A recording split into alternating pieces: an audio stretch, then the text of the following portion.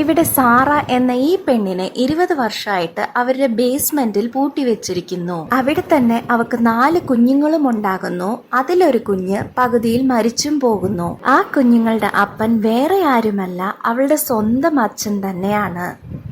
സാറയുടെ അച്ഛനാണ് സാറേനെ ഈ ബേസ്മെന്റിൽ അടച്ചു വെച്ചിരിക്കുന്നത്. ഒരു ദിവസം സാറയുടെ മകൾക്ക് ശ്വാസമുട്ടല് അധികമാകുന്നു. ഉണ്ടായപ്പോ തൊട്ട് ഈ ബേസ്മെന്റിൽ ഇരിക്കുന്നത് കൊണ്ട് നല്ല എയർ കിട്ടാത്തത് കൊണ്ട് ഈ കുഞ്ഞിന് ഉണ്ടായപ്പോ തൊട്ട് ഇങ്ങനത്തെ ഒരു പ്രശ്നം ഉണ്ട്. എങ്ങനെയാലും ആ കുഞ്ഞിനെ രക്ഷിക്കണം, ആശുപത്രി കൊണ്ടുപോകണം എന്ന് അവൾ അവളുടെ അച്ഛനോട് പറയുന്നു. പക്ഷെ ആ മനുഷ്യൻ അതിന് സമ്മതിക്കുന്നില്ല. അതുകൊണ്ട് സാറ 20 വർഷം കഴിഞ്ഞ് ഡാഡി എന്നുള്ള വേർഡ് യൂസ് ചെയ്ത് അവളുടെ മകൾക്ക് വേണ്ടിയിട്ട് ഡാഡി പ്ലീസ് എന്റെ കുഞ്ഞിനെ രക്ഷിക്ക് എന്നും പറഞ്ഞ് അച്ഛനോട് ചോദിക്കുന്നു. ആ ഒരു വേർഡ് കേട്ട പിന്നെയാണ് അവൻ ആ കുഞ്ഞിനെയും കൊണ്ട് ആശുപത്രി പോകാൻ സമ്മതിക്കുന്നത്. അങ്ങനെ ആശുപത്രിയിലേക്ക് പോകാൻ തുടങ്ങിയപ്പോ അവളുടെ മകനെ മാത്രം ആ ബേസ്മെന്റിൽ ലോക്ക് ചെയ്തിട്ടാണ് അവളെയും കൊണ്ട് ആശുപത്രിയിലേക്ക് പോകുന്നത്. ആശുപത്രിയിൽ ചെന്നിട്ട് ആരോടെങ്കിലും നീ സത്യങ്ങൾ തുറന്നു പറയണമെന്ന് ചിന്തിച്ചിട്ടുണ്ടെങ്കിൽ നിന്റെ മകനെ നിനക്ക് ജീവനോടെ കിട്ടൂല്ലെന്നും പറഞ്ഞ് അവളെ ബ്ലാക്ക്മെയിൽ ചെയ്തിട്ടാണ് അവളെ അങ്ങോട്ട് കൊണ്ടുപോകുന്നത്.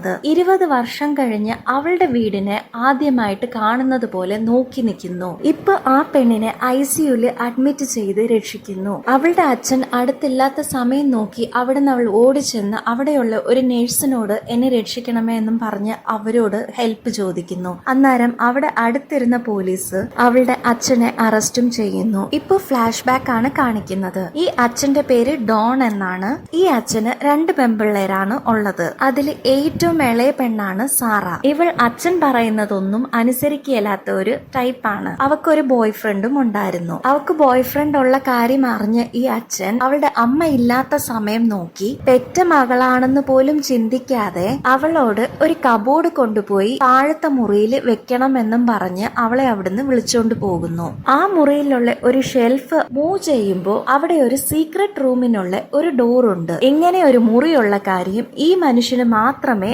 അറിയാവുള്ളൂ. ആ മുറിക്കകത്ത് സാറേനെ വെച്ച് ലോക്ക് ചെയ്യുന്നു. ആ മുറിക്കകത്തുനിന്ന് എന്തോരം ഒച്ച വെച്ചാലും പുറത്ത് ആർക്കും കേൾക്കാൻ പോകുന്നില്ല. ഇങ്ങനെ ഒരു സീക്രട്ട് റൂം ഉള്ള കാര്യം ആ വീട്ടിലുള്ള ആർക്കും തന്നെ അറിയത്തില്ല. ആ മുറിക്കകത്ത് തന്നെ ടോയ്ലറ്റും എല്ലാ കാര്യങ്ങളും അവിടെ തന്നെ ഉണ്ട്. ഇവന്റെ ഈഗോ കാരണം പെണ്ണിനെ പനിഷ് ചെയ്യുവാന്നും പറഞ്ഞ് ആ പെണ്ണിനെ പ്രഗ്നന്റും ആക്കുന്നു. ഈ പെണ്ണ് എപ്പോഴൊക്കെ അവിടുന്ന് രക്ഷപ്പെടണമെന്നും പറഞ്ഞ് ഇവനോട് വഴക്കുണ്ടാക്കുന്നു. ആ സമയത്തൊക്കെ ആ റൂമിലെ പവറും വെന്റിലേഷനും ഓഫ് ചെയ്യുന്നു. സോ ആ പെണ്ണ് ജീവനോട് ഇരിക്കാൻ വേണ്ടിയിട്ട് ഈ അച്ഛൻ ചെയ്യുന്ന ഈ കാര്യങ്ങളെല്ലാം സഹിച്ചുകൊണ്ട് അവിടെ തന്നെ താമസിക്കുന്നു. പുറത്താണെങ്കിൽ ആ പെണ്ണ് വീട് വിട്ട് ആരെയോ കൂടെ ഒളിച്ചോടി എന്ന് എല്ലാരോടും പറഞ്ഞ് വിശ്വസിപ്പിക്കുന്നു. പക്ഷെ അവളുടെ അമ്മയ്ക്ക് മാത്രം ഇതിലൊരു ഡൗട്ട് എപ്പോഴും ഉണ്ടായിരുന്നു. പക്ഷെ ആരെ കൊണ്ടും ഇങ്ങനെയുള്ള ഒരു സ്ഥലം ഉണ്ടെന്ന് കണ്ടുപിടിക്കാൻ കഴിയാതെയാണ് ഇരിക്കുന്നത്. ഇങ്ങനെ 7 വർഷമാകുന്നു. 7 വർഷത്തിൽ സാറയ്ക്ക് 2 കുഞ്ഞുങ്ങളും ആകുന്നു. ഈ 2 കുഞ്ഞുങ്ങളും ബേസ്മെന്റിൽ തന്നെ ജനിച്ച് അവിടെ തന്നെ വളർന്നുകൊണ്ടിരിക്കുന്നത് കൊണ്ട്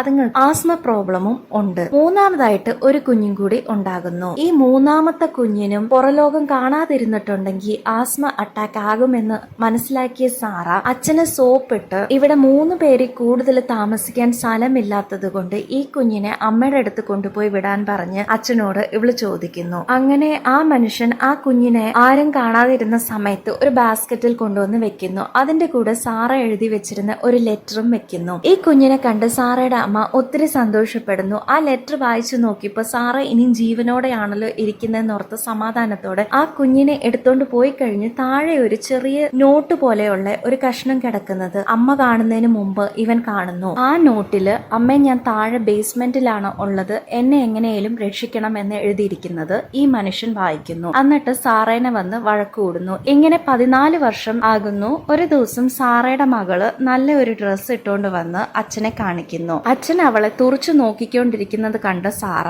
ആ കൊച്ചിനെ അവിടുന്ന് വിളിച്ചോണ്ട് പോയിട്ട് ഇനി എന്റെ മകളെ നീ തുടരുതെന്നും പറഞ്ഞ് വഴക്കുകൂടുന്നു. പക്ഷെ ആ പിള്ളേര് ഇത് സാറയുടെ അച്ഛനാന്നുള്ള സത്യം ഇതുവരെ മനസ്സിലാക്കിയിട്ടില്ല. സാറ അച്ഛനോട് ദേഷ്യപ്പെട്ടത് കൊണ്ട് ആ വീട്ടിന്റെ വെന്റിലേഷനും പവറും കട്ട് ചെയ്യുന്നു. ഇപ്പൊ സാറ 4ാമതായിട്ടും പ്രഗ്നന്റ് ആകുന്നു. അവിടുന്ന് എങ്ങനെയും രക്ഷപ്പെട്ടു പോകാൻ വേണ്ടിട്ട് സാറ അച്ഛൻ അറിയാതെ ചെറുതായിട്ട് ടണൽ പോലെ ക്രിയേറ്റ് ചെയ്തിട്ട് ആ ടണലിൽ കൂടെ ടോർച്ച് ലൈറ്റ് വെച്ച് പുറത്തോട്ട് അടിക്കുന്നു. ആ പ്ലേസിൽ നിന്ന് വെളിച്ചം വരുന്നത് കണ്ട ഒരു മനുഷ്യൻ ആ വീട്ടിന്റെ കോളിംഗ് ബെൽ അടിച്ച് അത് ഈ അച്ഛനോട് ഇൻഫോം ചെയ്യുന്നു. പറയുന്നു. ഇത് കേട്ടിട്ട് ഈ മനുഷ്യൻ ദേഷ്യത്തോടു കൂടി ബേസ്മെന്റിൽ വന്ന് അവളുടെ വയറ്റിട്ട് തന്നെ അടിക്കുന്നു. അതുകൊണ്ട് ആ കുഞ്ഞും ഒബോഷനായി പോകുന്നു. എന്നിട്ട് ആ കുഞ്ഞിനെ പുറത്തെടുത്തോണ്ട് പോയി കളയുന്നു. ആ സമയത്ത് സാറ അവളുടെ മക്കളോട് ഈ മനുഷ്യന് ആരാന്നുള്ള സത്യം പറയുന്നു. ഇത് കേട്ട മക്കൾക്ക് പോലും ഷോക്ക് ആകുന്നു. എന്നിട്ട് സാറയുടെ മകൻ ആ മനുഷ്യൻ കേറി വന്നപ്പോ ദേഷ്യത്തിൽ അവനോട് ചെന്ന് വഴക്കുണ്ടാക്കി അവനെ അടിക്കുന്നു. അങ്ങനെ രണ്ടുപേർക്കും വഴക്ക് അധികമാകുന്നത് കണ്ട് സാറ വന്ന് ആ ഫൈറ്റിനെ സ്റ്റോപ്പ് ചെയ്യുന്നു. ദേഷ്യത്തോടു കൂടി പുറത്തു ചെന്ന് അവൻ ആ വീടിന്റെ വെന്റിലേഷനും പവറും കട്ട് ചെയ്യുന്നു. അങ്ങനെ അവൻ